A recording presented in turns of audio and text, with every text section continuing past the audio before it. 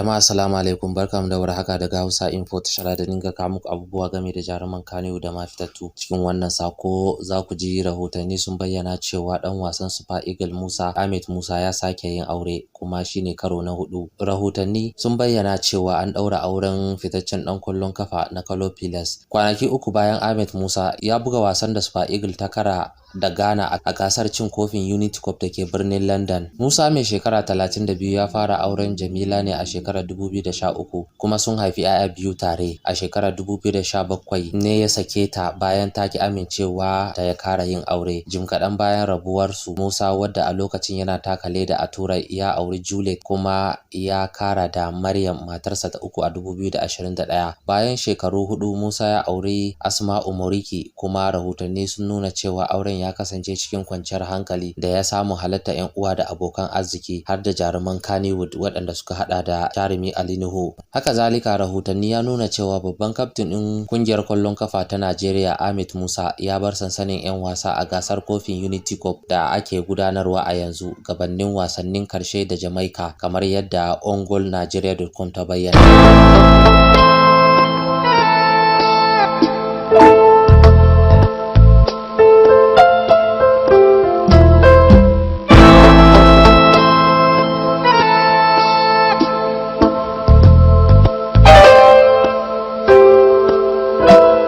To masu sauraro kasance da Hausa Info domin samun abubuwa game da jaruman Kannywood da ma fitattu. Kar ku manta ku danna subscribe. Mun gode.